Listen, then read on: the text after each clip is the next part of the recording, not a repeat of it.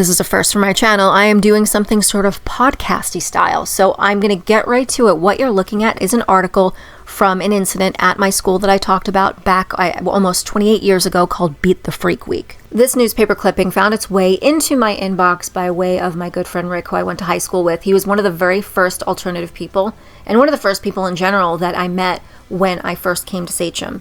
So he happens to be a very nostalgic, very sentimental person, and he's always been known to kind of keep hold of just pictures and everything. He's a chronic keeper of nostalgia and objects and things. I'm really grateful that he shared this with me so that I can share it with all of you, but credit where credit is due. Thank you so much, Rick.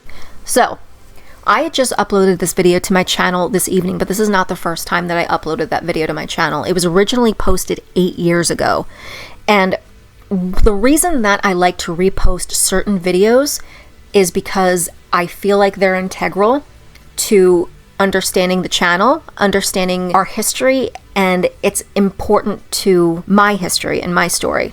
And when it comes to things like that, it's going to help you understand things a little bit more, especially if you're new.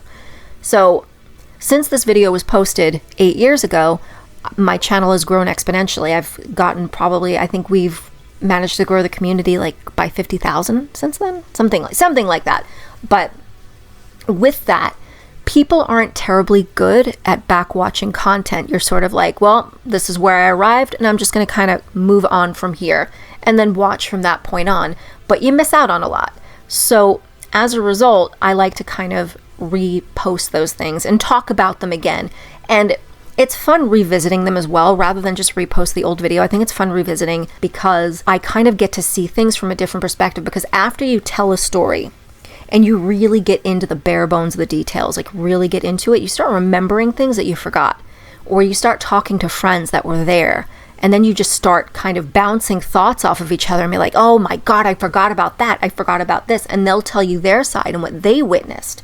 So you end up getting so much more out of it, and you come out with much more information. So posting about it again, as you can see if you watch this video, if you've seen the original, this one has footage from the school. What I find really strange about this whole thing, and what everyone finds really strange, the people that were involved in this, is that it was erased from media. And it's weird how that kind of thing could have taken place, considering what a role media played in this whole thing. There was no social media at the time, there's no internet or anything like that. But what we did have were news media outlets and police at our school on a daily basis. And this article, which I'm going to read to you, I really want you to bear with me because it's not in good shape. So I'm going to try my best. I'm going to have issues, so please have patience with me. But I did read through it, and from what I see, there are a lot of discrepancies there. The timeline is off.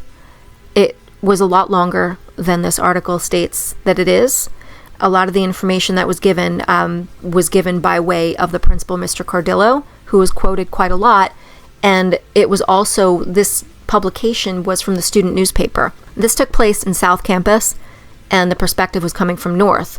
And they were not in our school, so basically they had to be given information. Now, the schools were separated by a football field, so all you needed to do was look out the window to see the other school.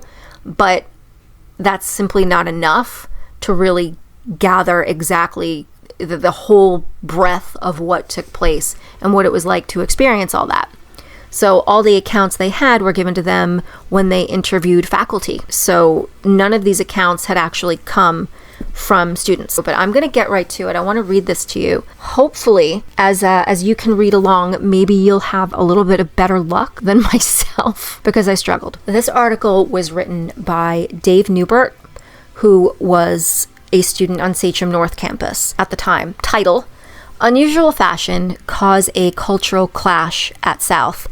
I might do some commentary as I read this article, just to fill in some gaps, or maybe I'll do it after. I don't want to stray from that. I'm really going to try to focus to read this properly, because I am struggling with the text and the quality of it. Okay. A dispute over fashion at Sachem South caused a state of unrest during the middle of November, in which more than 100 students were suspended. Since the first day of school, a small group of students had chosen to dress in an unusual way. This group numbered about 50 students in a school body of 2,200. They were barely noticeable. However, some students had a hard time accepting the offbeat dressers. And what does that say? And tensions began to simmer. On November 17th, what does that say?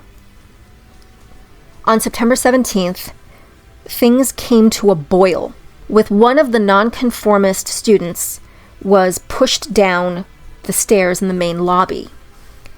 The student was uninjured, but badly shaken. On November 18th, the same student was confronted by other students who, I can't read that, I'm going to have to go a couple of sentences down. Other students who dressed differently were spit on, cursed, and hit. The response to the unrest was immediate. The students who were being harassed were given locations where they could share their concerns, and some left school early for the day. After-school activities were canceled on November 18th. The perpetrators were identified by the school administrators, and 10 students were suspended for infractions of school policy, including pushing and shoving, other students spitting at other students, and inappropriate and intimidating language. Contrary to popular belief, the students who were... Oh boy. One second, I have to look very close at the screen. Were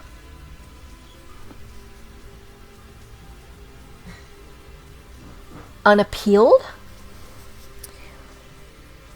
I can't read the rest of that. With any specific groups. Mr. Charles Cardillo, principal of Sachem South, added, in fact, they weren't even something to school. They were poor students who were rarely part of the school community and didn't take part in school activities. They were simply people who chose to harass others because of the way that they dressed. I have something to say about that. But let's press on. Some of the students who were suspended have not returned to the day program.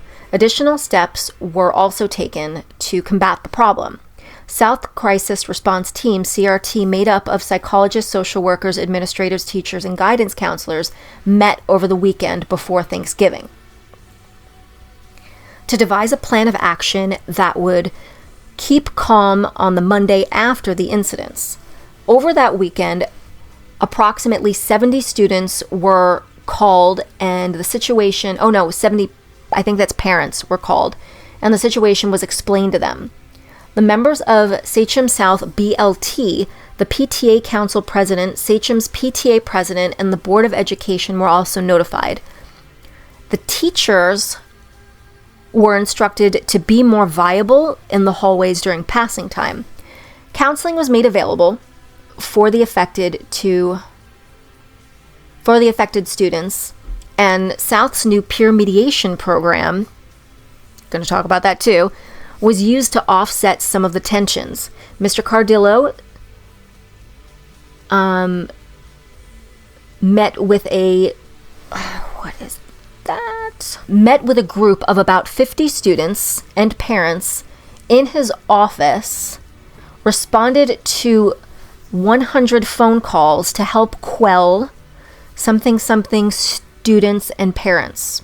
There have been no major incidents since November 11th. However, some students have been suspended for deliberately wearing inappropriate clothing and makeup. We are not going to tolerate abuse of students because they are different, nor are we going to tolerate students purposely trying to agitate the problem, said Mr. Cardillo. In their frustration, some students also wore derogatory signs, and they were also dealt with. All minor problems have been handled on individual basis. Overall, the unconventional dressers have been toning down their clothing, so there's going to be a big group of things I can't really read. Mr. Nothing on a program called working on a program called A World of Difference at South that is similar to Project Spectrum at North. We also have peer mediation program that has been in place since the first day of school. Yeah, they implemented that the year I started, which is the year that this happened. So that makes sense because it didn't last the year. I'm going to tell you why in a minute because we're almost at the end of the article. The program was put in place to diffuse situations before they reach the boiling point, but the students involved chose not to use them. Okay, so hopefully we'll be able to go through that and you'll be able to kind of read that a little better than myself, and I'm still going to kind of look into finding a better copy of that article. Fingers crossed. But there's a couple of things that I want to touch on that article because there was a lot of inaccuracies here. And the person that wrote this, Dave Newbert, was a student at Sachem North. So all of the information he was getting from faculty as well as the principal, Mr. Cardillo. Let us see. So some of the things that I wanted to report on is the timeline. So they say that it only took place from November 17th and then the 18th and came to a certain solution. And then after that, it was quelled. No, it went on much longer than that. It was at the very least a week. I mean, it was called Beat the Freak Week. They were correct when people were thrown down the unaliving stairs. There were people who were spit on. They spit a lot. They were hit. Girls were too. There were different fluids as well used. And I won't mention what that is, but it was pretty disgusting. It was a mess, is what it was. They try to make it look like they had it under control, but it was a hot mess. It was chaos. Teachers were instructed to be more viable in hallways during passing time. So as I said in the last video about this, there was such a disparity between students and teachers. Like it said, this was a school body of 2,200, and they were asked to protect roughly 50 students. There was more than 50 alternative kids in Sachem South. I can tell you that much. But they were instructed to protect 50 students against 2,200. It's impossible. The math doesn't math. So as I said in my last video, they put us all in the auditorium and barred the doors, to which the students during passing time knew where we were and were bashing the doors trying to get in, or just to intimidate us. Either way, it was a time. It's definitely a time. Another thing that they talk about is this peer mediation group, this great group that was implemented during that time, and it started the year that I started high school. This was 1994. It was my first year in Sachem, and they started it.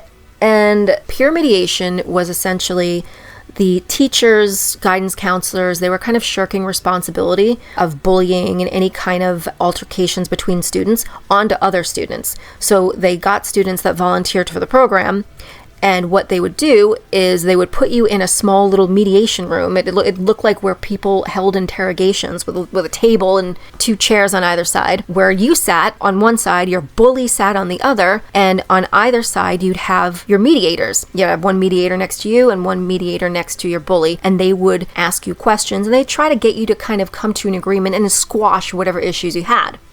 Here's the problem with that. A lot of the people that signed up for that program, not all of them, but a lot of the people that signed up for the program had biases, and they tended to be people that sided with the bullies. So you would go in for peer mediation and you're sat in a room with your bully and two other people that agree with your bully, and you're accosted by all three of them. So needless to say, it didn't work, and it lasted about a few months and was not implemented the following year. Surprise, surprise. Let's see. In addition, they're talking about, Mr. Cardillo said that some students have been suspended for deliberately wearing inappropriate clothing and makeup, as well as obscene things. So here's the thing about that. Remember I talked about in my last video about how the bar has been raised significantly by what is considered conventional and unconventional, and how I was looked at with complete horror, like pearl clutching horror, because I was wearing ocean blue nail polish. So by way of the school dress code, we were forced to dress in ways that were a lot more subdued and a lot more toned down.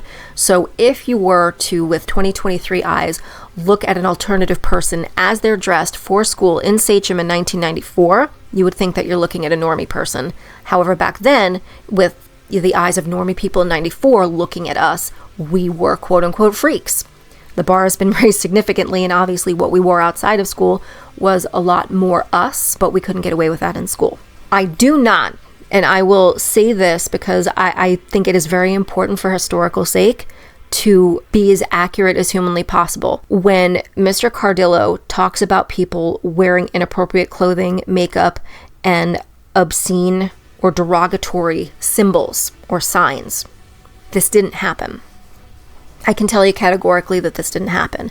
Now, people did double down. I remember that did happen because I said it in my last video too. They doubled down. If anything, we had integrity.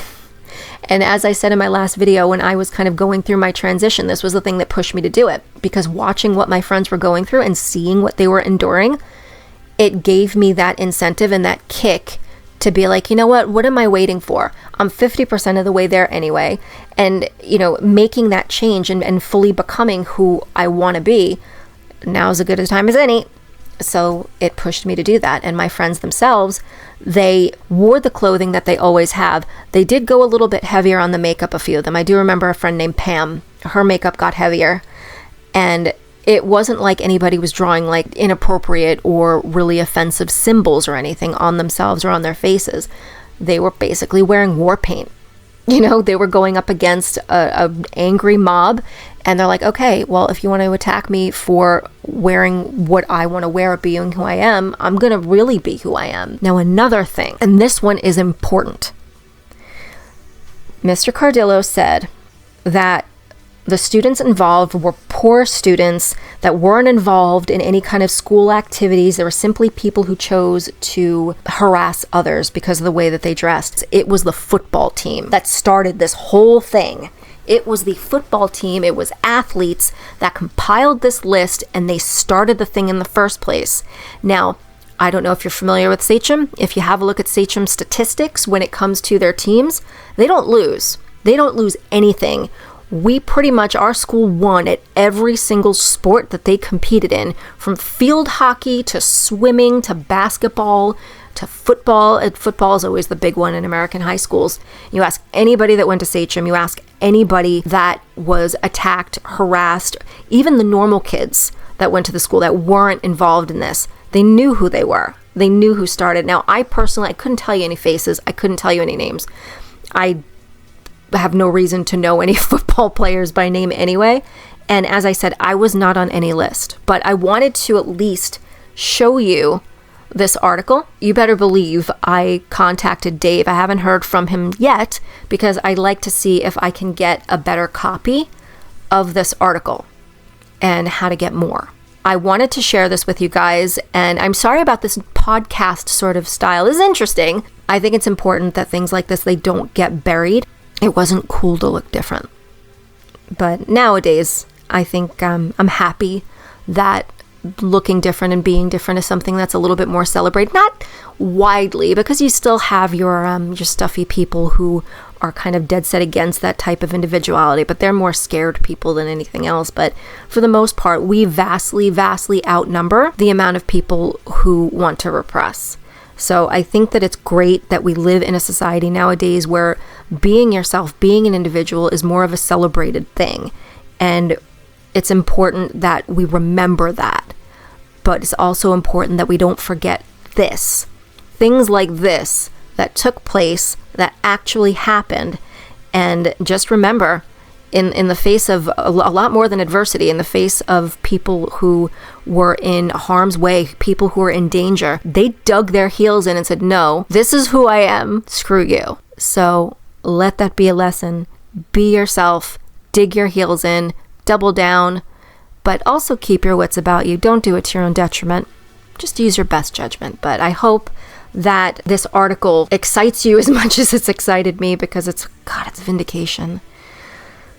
I feel vindicated because I kind of felt like I was losing my mind a little bit. Hopefully more to come.